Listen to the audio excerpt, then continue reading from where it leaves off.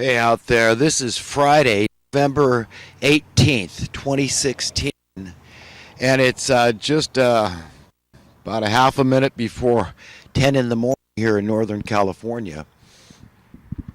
Boy, today I'm thinking I'm going to be all over the place, but just had a lot of stuff I want to talk about. But I think I'll start where I left off last time, and to finish the sentence was they, quote, they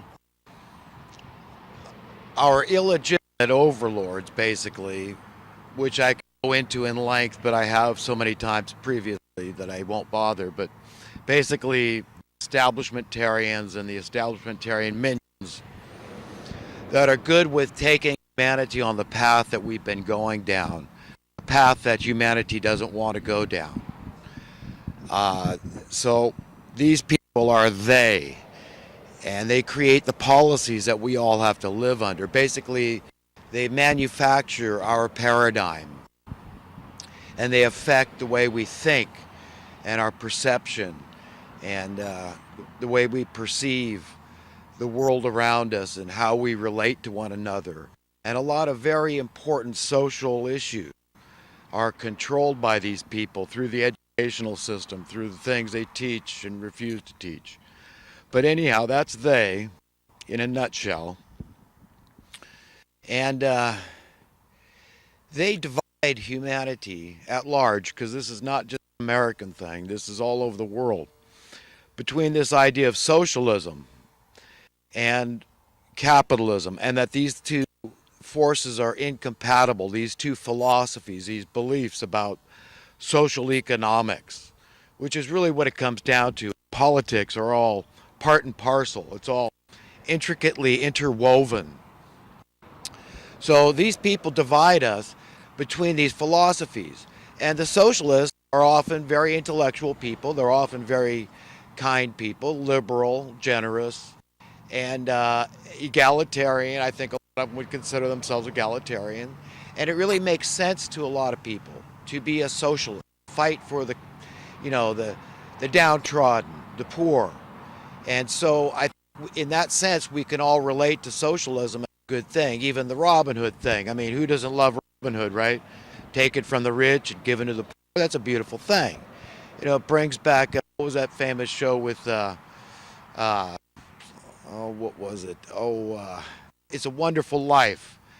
That, everybody loves that story. It's the same kind of theme, basically, as the Robin Hood thing and socialism and all. So I fully understand why people are socialist, at least the honest ones. But then you got the dishonest ones. And the dishonest ones want to redefine socialism into some just evil kind of theft that doesn't make any sense. It's illogical. It's this idea, don't pay attention to banksters that are too big to fail, and the Federal Reserve that creates these policies and these politicians that are validating and legitimizing these. No, go for this lesser prey. It's like you go hunting for one type of prey, and then all of a sudden you can say, well, this one's too hard to get, so we'll settle for the next guy down. And that's what's happened here. So right under people's noses, they're being robbed. The wealth that duly belongs to the people is being stolen with things like property tax. And then you get the government. It's a very fascist thing. The government being involved in this whole thing, in the theft of the regular everyday people. So that's what socialism has morphed into, and I don't support it. For that reason, I refuse to call myself a socialist. An egalitarian, yes. But when it comes right down to it, I know that a capitalist system would be the best thing, and here's why. Again, with the VCR, this is what happens. It's called supply and demand. It's free market, competitive. And what you do is you have to, if productivity increases and there's oversupply, which is a good thing, you see, oversupply, that's called abundance, euphemistically. But, some people say, oh, well, that's a bad thing because now the prices are going to drop. Well, yes, that's what's supposed to happen. The worth of your money goes up relative to that commodity. Well, recently the news came out here and they're saying, oh, well, the inventory of housing is low. And I've done the research. It's all lies. It's all bull. Like I said, we could house every homeless man, woman, and child in America and still have 90% of the available housing left over. That's housing that's either for rent or for sale. And I know I didn't finish my initial thought. They divide us between socialists and capitalists, okay?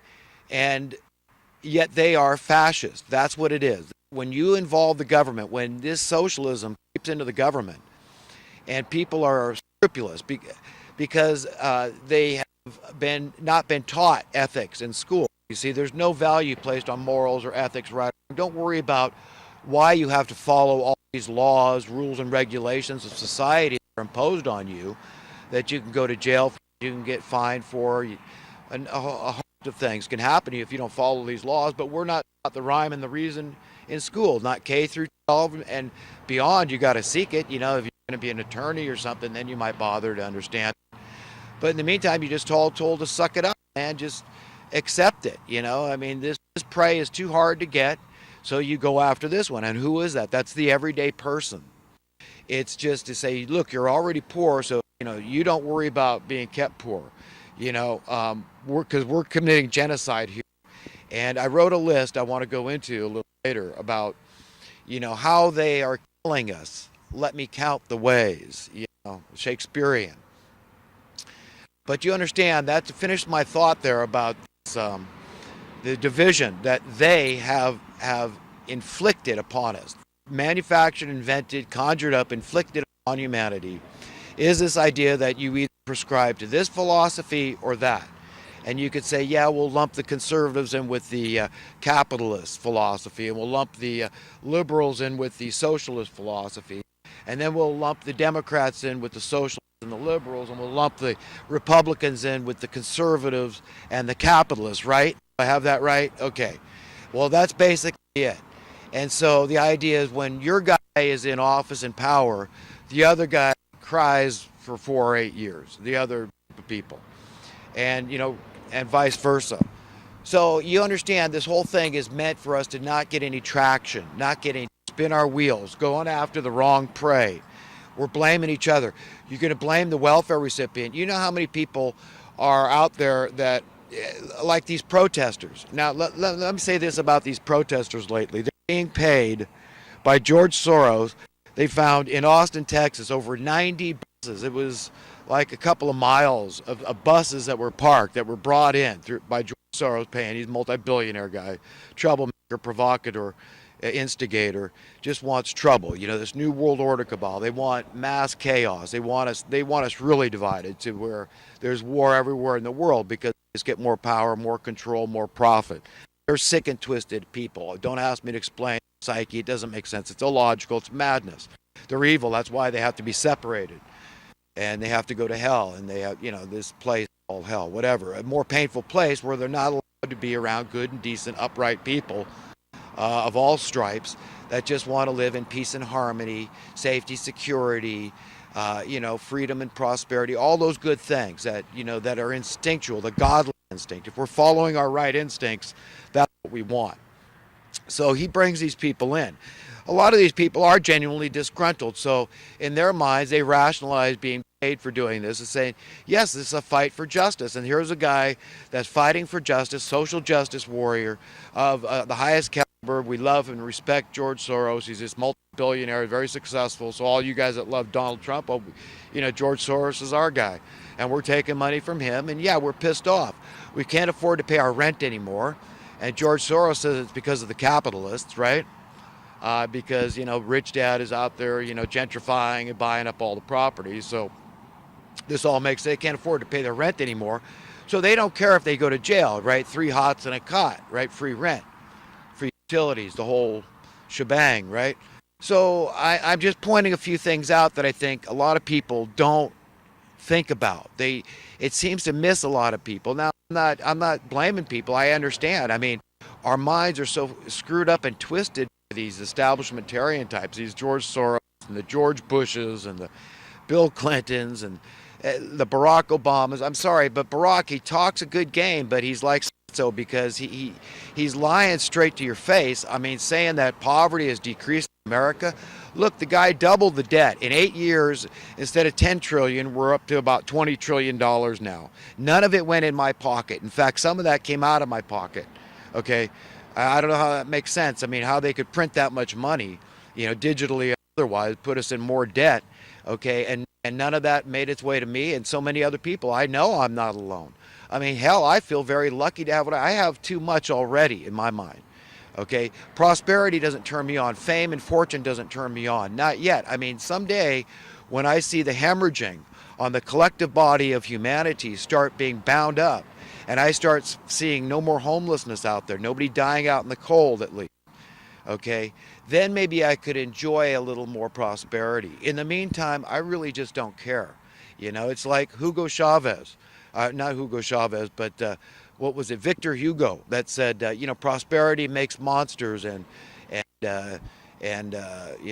adversity makes men. Well, if that's true, then maybe I'm doing it subconsciously. That I just want to be poor because I know that I'll be a man at least. It might be one reason. I mean, our subconscious is powerful and directs and drives the direction we take in life often. So yeah, what I'd like to contribute though, I'm an innovator and I create a fantastic line of landscape gardening tools, innovative. I've got some fantastic designs and ideas that I would really like to see implemented and found on the shelves of all the hardware stores in the world because it's a contribution to my field. Been a landscaper for over 30 years and I'm very good at what I do and I know what I want, and what I want doesn't exist. So it's just that, that old cliche of, necessity is the mother of invention. But that's for another day. I'm working on it. But I really don't care about, all the wealth that would come from something like that. I really don't. It's just not now. I mean, I just want to contribute. That would be the greatest motivation I would have to succeed at something like that. But it doesn't turn me on. Alex Jones was talking about speculating in this upper middle class property that's going to go up in worth and all that. And I had to leave a comment and say how I thought that was evil. I think when you speculate about essential human needs, like, housing particularly, especially the low end stuff, it's really evil. And this is why, like Donald Trump, he's focused mainly, I believe, on the rich. So he's made his fortune off people that are already rich. And I seem to object to that a lot less than a guy like Rich Dad, who's out there taking huge, from what I believe about Richard Kiyosaki, okay, Rich Dad, is that he's just like every other landlord out there. And even if he's not, the industry itself is subsidized by the government through Section 8. Okay, so when poor people that can't afford to pay their rent, are forced to go get welfare, okay, which a lot of these protesters, that was the point I was making before, they're too proud. You see these people? You see the way they are? They're too proud. They won't, I mean, that'd be horrible for them to say, oh, I got to go get, money from the state. I mean, that's how these people are. And so, they'd rather take it from George Soros as long as they can. I mean, 15, 20 bucks an hour, 30 bucks an hour, beats the hell out of minimum wage.